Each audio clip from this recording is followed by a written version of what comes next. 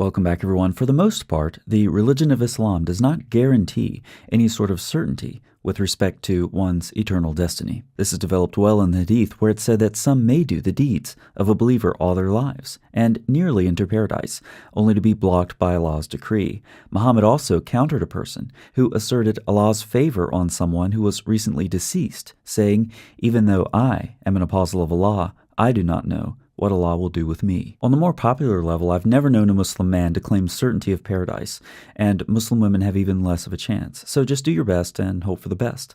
However, there is a problem when the same religion that does not offer certainty of paradise also goads its adherents onto jihad. Fighting can result in dying, and who would willingly die for an outcome that they aren't certain of?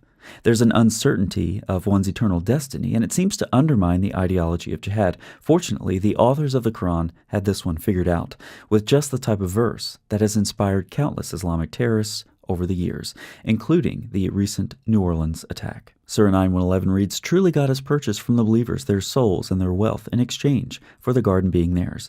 They fight in the way of God, slaying and being slain. It's a promise binding upon him in the Torah, the Gospel, and the Quran." Notice what this verse promises. The gardens of paradise are guaranteed by the Quran's God for those who give their souls and wealth fighting for him, slaying and being slain. In a religion that does not offer certainty regarding one's eternal destiny, there it is. Finally, Allah has granted certainty of paradise through violence. The great commentator Ibn Kathir says Allah's statement, "They fight in Allah's cause, so they kill and are killed," indicates that whether they were killed or they kill the enemy or both, then paradise will be theirs. He then refers to a couple of hadith to support his interpretation, like this one. Muhammad said that Allah guarantees to the person who carries out jihad for his cause, and nothing compelled him to go out but the jihad in his cause and believe in his words, that he will either admit him to paradise or return him with reward from the battle. Notice the guaranteed outcome. If you fight in Allah's cause, you will either go to paradise, of course, if you die, or if you don't die, you will return, enjoying the spoils of battle.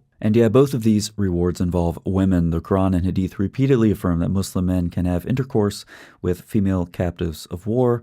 On the other hand, if you die during battle, enter the Quranic verse that has animated the imaginations of Muslim men for centuries and rightly drawn much scorn of critics. If you die, waiting for you in paradise are those large-breasted virgins of the Quran, chapter 78. And that is how Allah promises paradise to the believers. You can be a good little Muslim doing all the things you're supposed to do, but maybe Allah has decreed hell for you, but die fighting in Allah's cause and get his guarantee, women and all. However, there are several reasons to think that Allah's promise of paradise is not only deeply incoherent, but demonstrably false. Here are just a few problems. To start, why the promise of paradise for those who die during jihad? Why not guarantee paradise for all believers? Perhaps because that would undermine jihad as well. On the one hand, if all believers are guaranteed paradise, then why go through the trouble of fighting for it? On the other hand, if no believers are guaranteed paradise, then why go through the trouble of fighting for it? Allah's promise of paradise strikes a balance suspiciously catered toward motivating violence.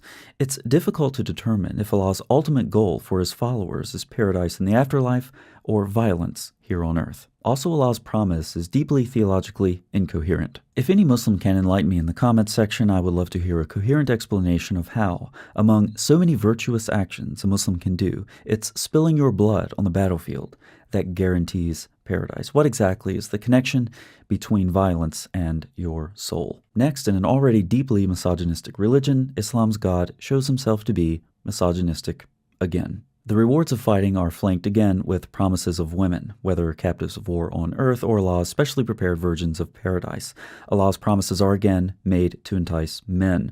Also problematic is Muhammad's view toward women who are inferior and therefore have less of a chance of entering paradise. However, historically, it's men who primarily fight, so men who already have a better chance of paradise than women are further enticed to paradise with the promise of Allah's virgins, who are so much better than the Muslim women here on earth, who don't have much of a chance of making it there anyway. It's as if Allah's earthly female creation isn't really worth the trouble. The whole belief system is written by misogynists for misogynists. There's little wonder Islam is so misogynistic. Finally, an insuperable problem with Allah's promise is that it is ignorant of the Torah, Gospel, and history. Note that this verse claims that the same promise is contained in the Torah and Gospel. This verse is dead wrong in spite of centuries of Muslim mental gymnastics regarding the Quran's various claims about the Bible. The promise of paradise for fighting, sultry virgins and all, is Islamic. It is not biblical.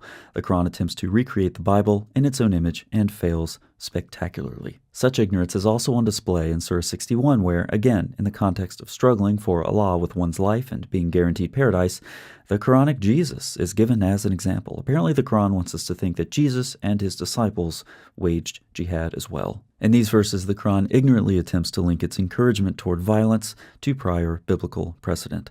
Now, Muslims have spent an extraordinary amount of time deep in fortified echo chambers concocting ridiculous theories about why the Quran's statements about the Bible don't match what the Bible actually says.